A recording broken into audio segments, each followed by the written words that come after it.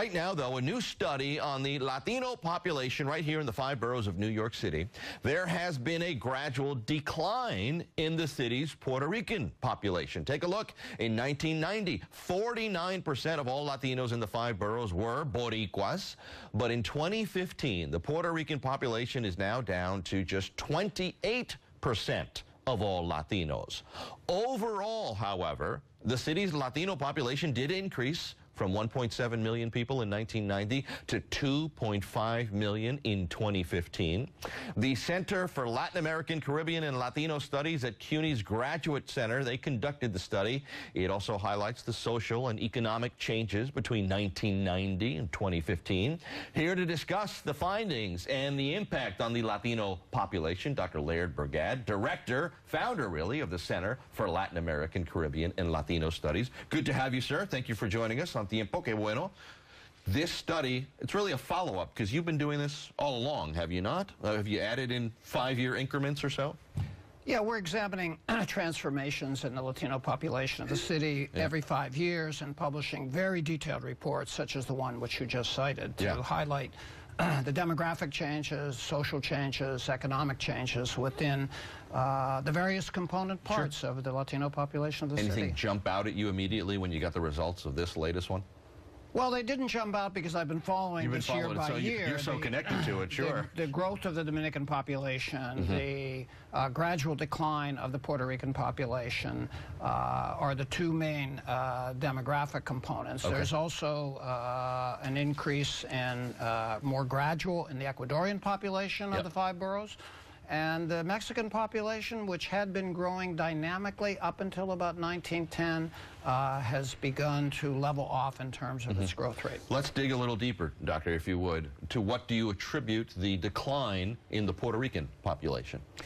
Well, I think a number of factors. First, migration from Puerto Rico has virtually stopped. There's just a trickle of migrants from the island, despite the economic crisis there. Yeah, in the last 2 years, we've done numerous shows here talking about the exodus off the island. People are, despite the exodus, they're not coming here. They're going to where? Central Florida? Central Florida, primarily. That doesn't mean that some Puerto Ricans aren't arriving, but with respect to the city, what we also find is a process of out-migration of Puerto Ricans to other states, but mostly to the surrounding counties in New Jersey, even Fairfield County in Connecticut, and Long Island counties. Safe to say that even though, therefore, Puerto Ricans may not be the dominant Latino population in the city, are they still the largest Latino population in the surrounding area? Yeah, I think we have to take note of the fact that about 55% of the tri-state area's Latino population lives in the city. Another 45% lives outside of the city.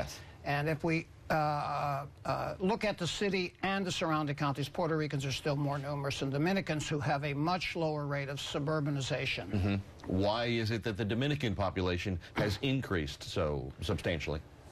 One of the major factors is the continuation of large-scale migration. The yearly rates of migration of Dominicans to New York City has constantly gone up since 1990. Even in the period between 2010 and 2015, we have over 12,000 Dominicans arriving each year. Wow. So I think that's the one group, along with Ecuadorians, but at a much lower level, where migration has been ongoing and continues.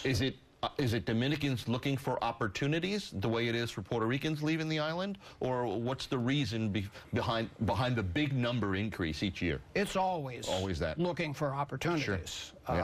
Obviously, compared to salary rates in the Dominican Republic, despite the higher cost of living here, there are more opportunities here. But so many people think the Dominican population centers solely and only on Washington Heights, and your study clearly points out that they're in other places as well, particularly where? Washington Heights was the epicenter of the Dominican community if we go back to 1990, but increasingly it has become the Bronx. About 45% of all Dominicans who live in the city actually live in the Bronx currently. Wow.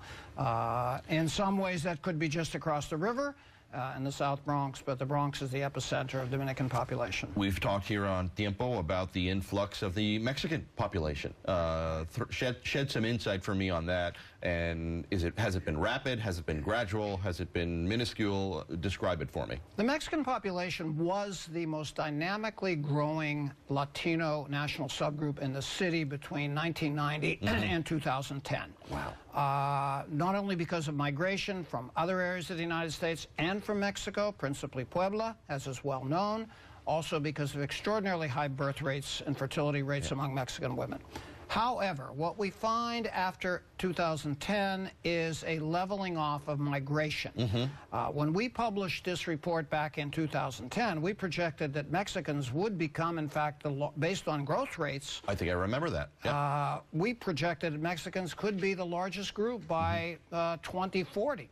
But that's not the case anymore. Their growth rates have significantly leveled off. And we could probably talk about why. I don't think it's a stretch to figure that out. All right, sit tight. A couple more questions for you, specifically in terms of gender. I noticed there were certainly some differences there. I'll let you get into that when we come back. More on the study on the Latino population changes in New York City.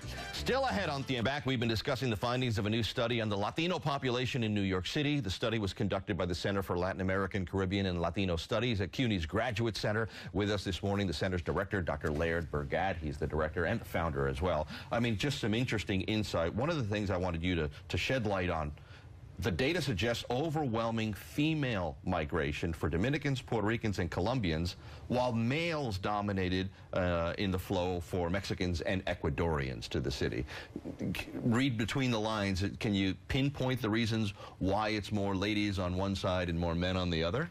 It's very difficult to pinpoint the precise reasons, but the evidence seems to suggest that Puerto Rican and Dominican women are coming here at a higher rate than men, probably because of fewer opportunities in their countries of origin and greater opportunities here. So I think that that's one explanation. With respect to Mexican and Ecuadorian men who dominate the migration, we're looking at heads of families, heads of households, looking for economic opportunities that simply don't exist in their countries of origin. And I think it's safe to say that many of these men who come here leave families back in their countries of origin and send money back in order to help support them. Doctor, dígame, who is it that is anxious to get their hands on the information that you supply in your study? I mean, who uses this info to make decisions, to make policy? I mean, you tell me. Well, journalists use it, such as yourself. Sure, we love it to look at the numbers. Researchers, students, graduate students especially.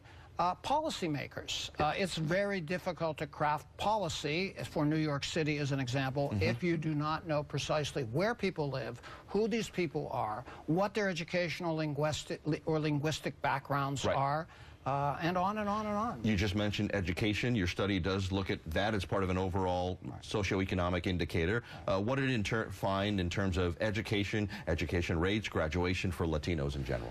Well, there's good news and bad news. First, the good news. The good news is that college graduation rates have increased significantly from 1990, when about 9% of all Latinos in the city had achieved a BA degree or higher. That's increased to 17% today. That is significant. Yeah, that's great. The bad news is that's the lowest college graduation rate among all the major racial and ethnic groups in the city. So a lot of work to be done. So work to be done, yes. Yes. But does it indicate to you that there's been such an emphasis, and we've talked about it here on Tiempo, to try and get particularly Latino students to not only apply for college, apply for financial aid, to get into schools where they didn't think those opportunities were available to them? And it seems like those numbers would indicate the effort's paying off. Oh, without question, the effort's paying off, and that is especially the case with the City University of New York, where most Latinos go to school. Some of our campuses are majority or near majority Latinos, such as City College or Lehman College in the Bronx.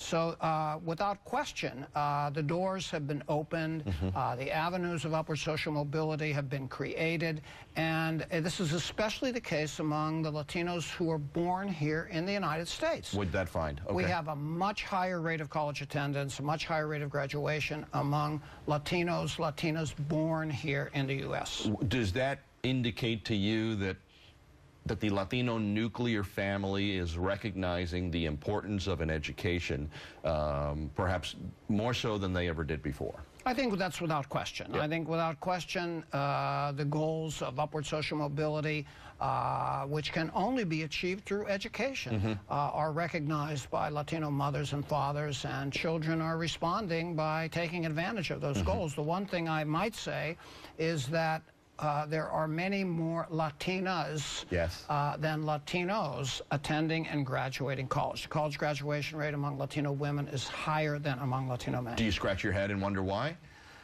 It's puzzling. Yep. Yep. I mean, are the men going to work? I mean, that's what jumps to mind to me. Well, that the family sees, income as a greater need than perhaps education for the son. Males may have more responsibility at providing economic sustenance for families. Yep. But one of the things that we also have to recognize is that female-headed households among Latinos in New York have increased significantly since the 1990s. And that may be because of higher earning capability, because of greater college graduation rates. Well, we've seen and documented here on Tiempo that Latinos and Latinas in particular are tremendous entrepreneurs, small business operators, that they're not afraid to jump in with that sort of initiative as a way of generating a future, generating some income, and perhaps that lends some light into what you pointed out there. That could be the case. All right. Good stuff, Doctor. Appreciate it. Whenever you update the study, let us know. We'll have you back, and we'll break it down. Thank you very much. Y muchas gracias. All right, qué bueno.